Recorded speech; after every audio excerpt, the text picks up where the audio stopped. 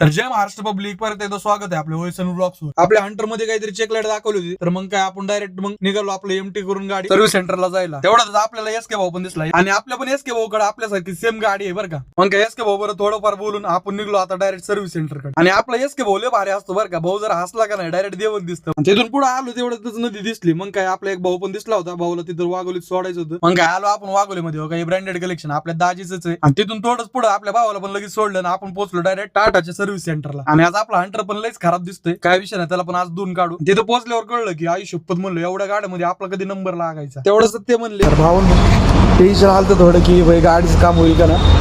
बघतो म्हणलेत, कारण की खालची प्लेट वगैरे तुम्ही बघू शकता. थांबा एक मिनिट दाखवतो. गाडीची प्लेट जरा वाकडी झाली. बघू आता काम होतंय का नाही. म्हणलेत खरं या, चला बघू आता काय होतं.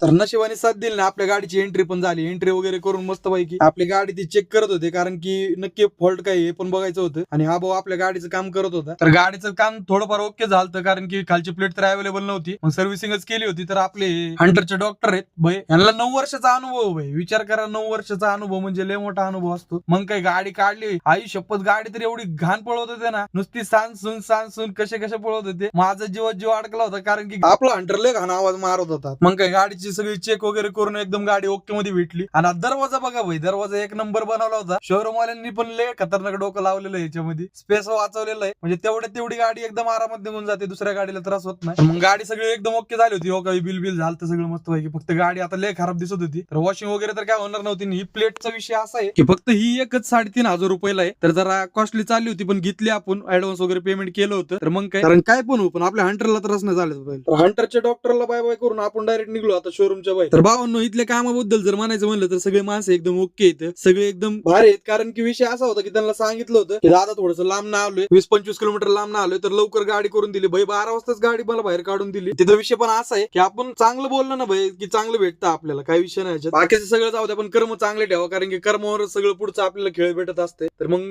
काय, तिथून डायरेक्ट आपले असे कर्म होते की डायरेक्ट ट्रॅफिक मध्येच गावलो. ट्रॅफिक मध्ये पण असं गावत होतो, धावती ट्रॅफिक होती म्हणून काय एवढं काय नाही वाटलं, कारण की बाकीच्या गाड्या जर बघितल्या तर त्याच्यामध्ये सगळे अडकून बसल्या होत्या. रस्त्याचं काम चालू आहे आपल्या इकडे, त्याच्यामुळे तर लय राडे चालू आहेत. काही विषय नाही भाई, सगळं चालत राहते. निवांत राहायचं, टेन्शन नाही घ्यायचं एवढं काही खास. आणि जसं आपण म्हणलो होतो तसं आपण आपल्या हंटरला घेऊन डायरेक्ट पाण्यात उडी मारली होती भाई. कुठं पाण्यात. आणि आपल्या सोबत होते आपले गणुशेठ. आणि गणुशेठ पण आपली गाडी त्याच्यासोबत धुवायला आणली होती. आणि आपली सगळीच पोरं गोळा झाली एक करून. काय आपण फुल मजा घेत होतो. खरी मजा तर आपला भाऊच घेत होता, कारण की मस्त पैकी गाणे बिने वाजवत होता. तर तुम्हाला पण ऐकतो बघा.